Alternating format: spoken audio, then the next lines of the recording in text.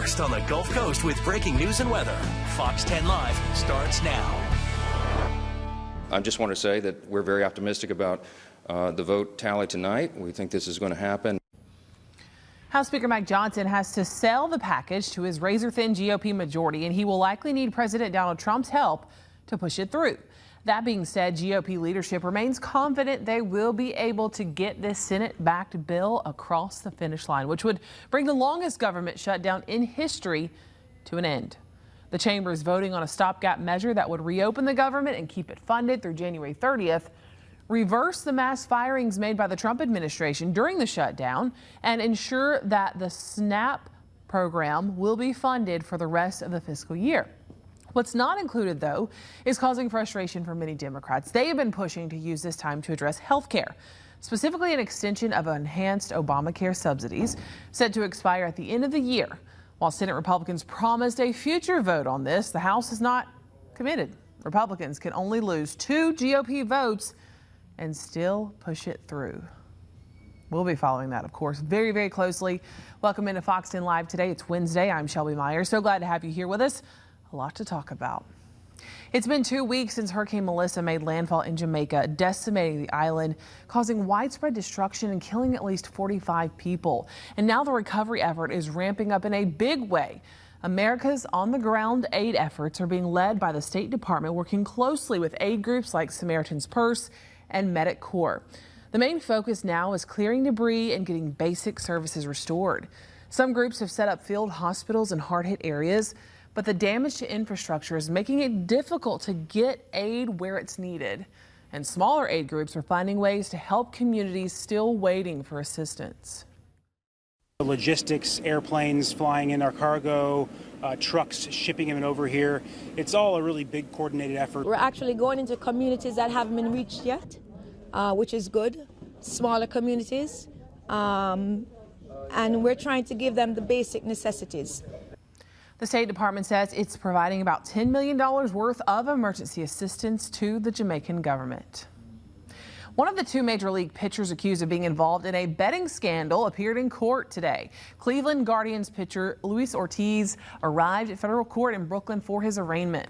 Ortiz and teammate Emmanuel Clase are accused of arranging to throw certain pitches at certain times that others were betting on. Ortiz was arrested Sunday and initially appeared in court in Boston on Monday. Clase is not in custody. Lawyers for both men say their clients are innocent. Let's get a check on some local stories that our crews are working on right now with Steve Alexander. This is Steve Alexander on the assignment desk. Some of the stories that we're following this afternoon. Governor Ivey was in Mobile this morning, talking about the state's economic priorities, legislative agenda, also workforce development initiative. Stephen Moody covered that. The family of a homicide victim in our area is offering a $10,000 reward for information leading to the arrest of a suspect in the case. Work has now begun, you might have seen it downtown, on the traffic signals at several downtown intersections. They'll now become 4-way stops. You might want to be aware of that, and we'll show you some of the work. And everybody's been talking about it, the Northern Lights yesterday. Could we have another show tonight? We'll talk about that. A lot to talk about, of course. We're taking a look at your local forecast here on the Fox 10 weather app, and we'll talk about the aurora in a second, but I just kind of want to get through the basic things first. This is what it looks like. You have your temperature outlook. That's going to be one of the big things that we're talking about. Full forecast video reminder to submit your pictures and videos on the Fox 10 weather app as well. You can find your 10-day forecast and hour-by-hour planner there with full forecast videos. So here's where we are right now. Temperatures 73 degrees at Mobile Regional, 67 at the downtown airport, 69 in Gulf Shores. These are comfortable temperatures for our afternoon under a clear sky, really looking good. One of the big things that we are talking about, though, is this warming trend. In fact, take a look at this. This is what our forecast looks like over the next 7 days. Big story here is we're going to go way above average. We were way below average previously. Now we're going above. You can see those temperatures getting up to the upper 70s, close to 80 degrees. That could I mean, that's just a massive change for us here, something that we're going to have to get used to, and it's sticking around for a while. If we look at the long-range forecast, I'm talking about over the middle of the month, it looks like we could continue to see those temperatures that are above average. So this is what it looks like for our headlines this afternoon, this evening. Comfortable afternoon. Warm days are ahead. Of course, it's the big thing we're talking about. Cool temperatures overnight tonight, though. That's always looking good. Want to remind you that if you have to be outside tonight and you're doing some stargazing, submit your pictures and videos on the Fox 10 weather app. We always appreciate that. And I mean, this is what it looked like last night. This was in Loxley. I was out there taking photos, and this is, of course, the aurora happening with these pillars of red. That is the oxygen getting excited in the atmosphere because of the sun's energy. A lot of talk about the possibility of another storm tonight. I'm just going to be honest. It is really hard to forecast these events, and especially for those who are actual forecasters of space weather prediction center, stuff like that. But yeah, there's some questions about tonight's event, so I would not get your hopes up, but keep an eye out on social media over the next few hours as we head into the evening. Something to definitely keep an eye on. All right, let's continue on showing some of your pictures from that beautiful light show in the sky last night. It was so nice to see. And I was talking about this earlier with you, but my family lives in Clark County, in the country, as some people say. They saw it very clearly, too, up there. Yeah, and I mentioned this to you, it was like, there are parts of our area that have some of the lowest light pollution in the entire Southeast. Especially when you get into parts of Monroe County and Clark County. Great places to go. Far northern Baldwin County as well is really good. So if you can get into those places. Now the hard part when you're in those places, the places with low light pollution often are not in open fields. And you really need the open fields too, because you want to be able to see all the way to the horizon. Baldwin County has good open fields. Yeah, so that's where I ended up going to actually see. I dealt with the light pollution. So let's talk about some of these photos that you got sent in. This is Denise. She says aurora lights in Thomasville, speaking of Clark County. There you go. That's a perfect place to look at it, and you can see the pillars. So, and actually, it's so funny. I actually have my picture pulled up on a different screen right now, and it looks very similar. I wonder what time this was taken, but the pillars, there were a couple that were there, and they were very prominent. They just kind of stayed in that one spot. One thing you noticed about the aurora is you do get these pulses, and it gets bright, and then it relaxes. It's just such a cool thing. Brian, St. Stephen's in Alabama. So this is in St. Stephen's. You can see the distant glow in this one. That's really what this appeared. It was a distant red glow. It almost looks like there's a fire in the distance. In this yes, but you know, it's weird. It just has that kind of weird tinge to it. There were times though where it got way more intense, and it was very visible with the naked eye, which is awesome. And such a rare thing down here. All right, Kayla Rains has this one from Bruton last night. That's a cool shot as well. Looks very open field right there where she's shooting that from. That's what you need. And you notice they even have, it looks like headlights or something there. Still, you're able to see it. And that was that one big kind of pillar that showed up there. Really, really cool.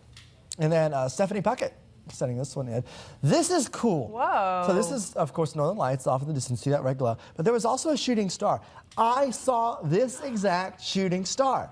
I was on the phone with my friend, and I was like saying, hey, like, make sure you're looking up, blah, blah, blah, blah. And we both went, oh my gosh, did you see that? At the same time. Yeah, because, I mean, everybody could see it. So and cool. Those lucky few that got it in the camera shot. That's hard to do. Good luck. That was a meteor.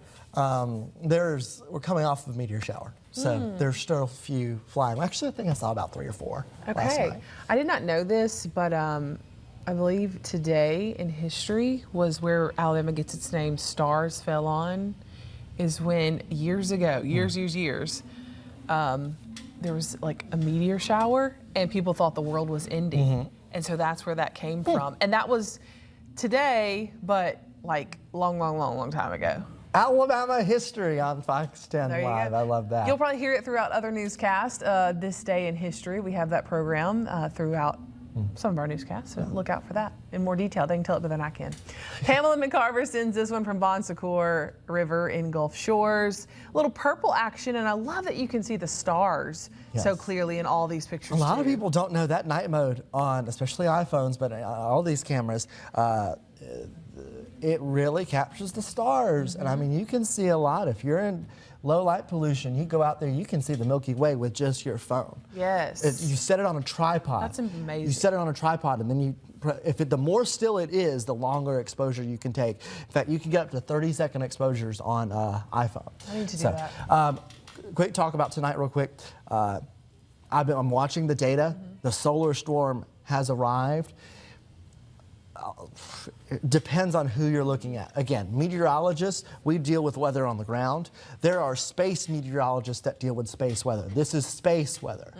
And even then, they're kind of like, we have to wait and see. The solar storm is hitting right now. Like the solar wind has increased, which is like one of the factors that you look at. And you look at a whole bunch of parameters. We just have to watch the parameters of the next few hours, see. And to see if we're going to see the Northern Lights? Yes. Is that what you're saying? Yes, okay, see it again, because it is definitely a possibility. We've just got to wait and see, though. I'm not getting my hopes up. Okay. So you heard it here first. We will see. So maybe just check outside, watch the news tonight, and you may be informed. All right, we'll be right back with more news and another check on the forecast. We also got a question of the day today that is pertinent to today's news. So stay with us for that one. Committed to you. This is Fox 10 Live. Welcome back in. Tomorrow is Starbucks' annual Red Cup Day. So if you order from a list of handcrafted holiday beverages, you can get a free limited edition 16-ounce reusable Red Cup. The offer is available while supplies last at participating U.S. Starbucks locations. But the giveaway could be affected by labor relations. Starbucks union members voted to approve a nationwide strike on Red Cup Day unless a contract agreement is reached. Starbucks Workers United didn't say how many locations would be affected. Wow. Interesting. I try to get to Starbucks on their Red Cup days. I don't know why, but I just like to get them. It's really fun. So I've never actually gotten one. When's the last time I went to Starbucks? It wasn't too long ago, but I've been on kind of a coffee kick recently, though. You don't need it. I don't. I really don't. Like, I really don't. No. But like, I don't know. Starbucks might be in my future again. Okay, we'll maybe try tomorrow. This is exciting because I have a son that's very into Toy Story. Okay. Woody, Buzz, and Jessie are coming back in action. Yes, so Disney and Pixar dropped the first teaser trailer for Toy Story 5 on Tuesday. That is the key right there if you saw the beginning of this. The teaser reveals a new high-tech toy rival named LilyPad that's about to make the rest of the gang's jobs a bit more complicated. Tom Hanks, Tim Allen, and John Cusack return as Woody, Buzz, and Jessie, joined by Tony Hale's Forky and newcomer Conan O'Brien as a toilet trading tech toy called Smarty Pants. Toy Story 5 hits theaters in June 2026. It's kind of like real life. People have legitimate fears that AI could take over our jobs. Well, in Toy Story land, the iPads and the tablets are taking over the toys. This is going to have to be handled very carefully, I think. I trust those writers. I trust that they will deliver an intellectual and really smart kind of lesson on this. I think so. I'm going to watch this for that plot point. Okay.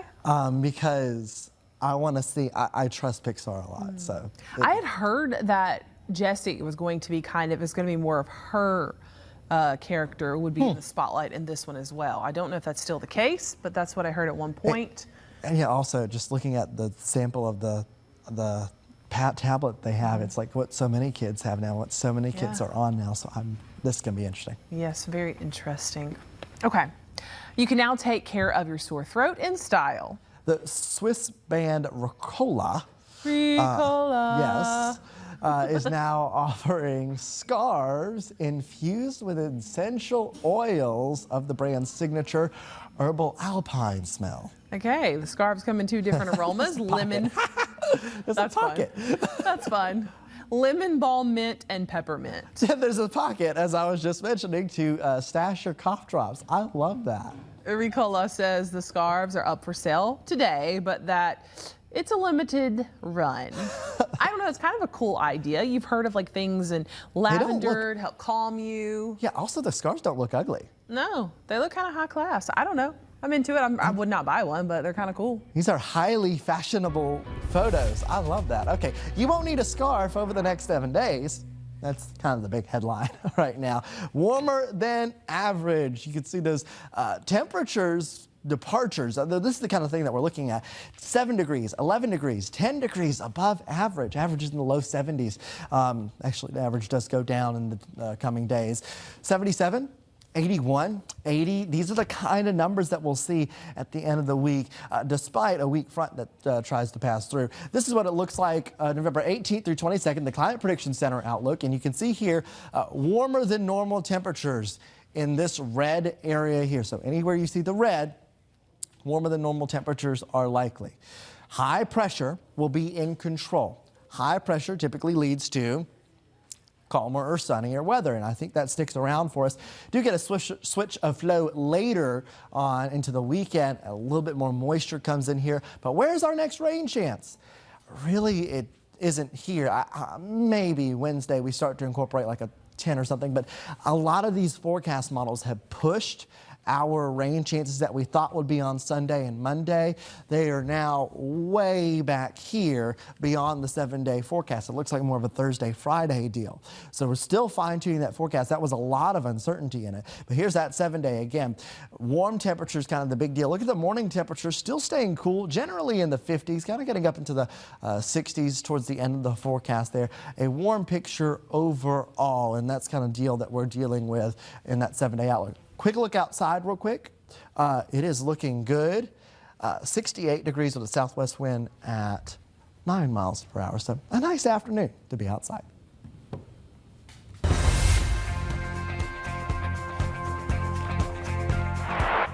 Okay, the penny is being phased out as the U.S. Mint is set to take its final batch of the 1-cent coins. The U.S. Mint in Philadelphia is producing its last penny on Wednesday today after minting the copper-plated coins for over 200 years. It's a long time.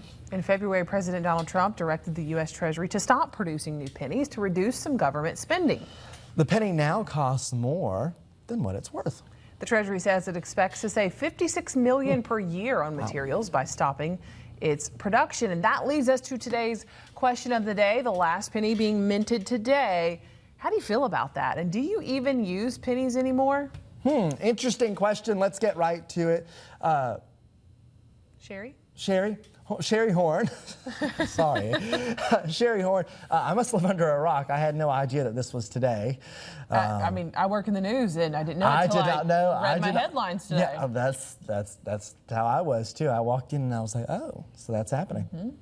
Evan Latanya says, I keep pennies in change compartment in my car. I save all my pennies. I do too, actually. Yes. Ashley Marie Hodgins says, is my cup holder in my car full of pennies now a collector's item? Maybe. Would they be worth some money in a decade or so? I'm going to comment on that in a second. Okay. Drew Liebrook says, save them. They're going to be collector's items before you know it. There you go. Jeffrey Denton, debit card mainly. Agree. I am a card person. I don't use cash. The best thing to happen to me, honestly, is having you be able to link your debit card, credit cards to your iPhone and just swipe to purchase. Yes. I do that all the time because I forget my wallet in places or things like that.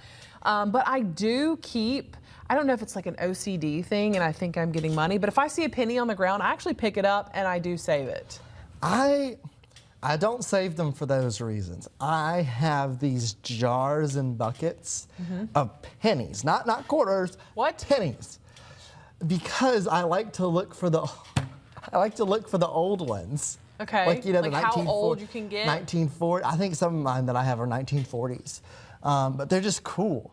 Yeah. So I get a whole big thing of pennies and I'll slowly look through them and try to find the old ones, the collector's ones. Because there are pennies that are collector's items because you can see misprints, you can see some things like that. And especially when a misprint gets into circulation, even on dollar bills. Yeah.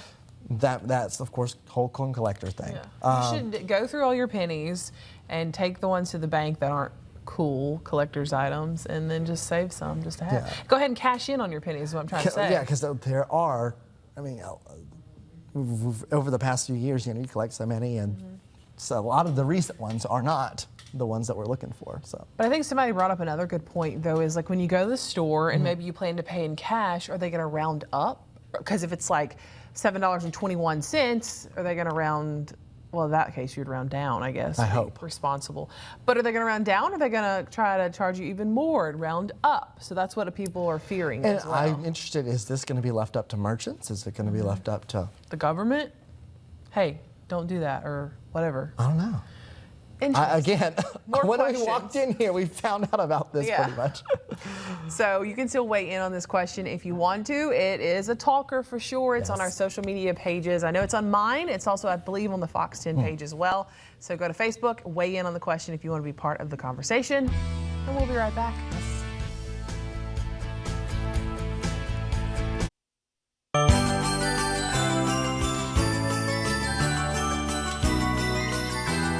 All right, tomorrow, Fox 10 and Greer's Markets are holding our first big food drive of the season.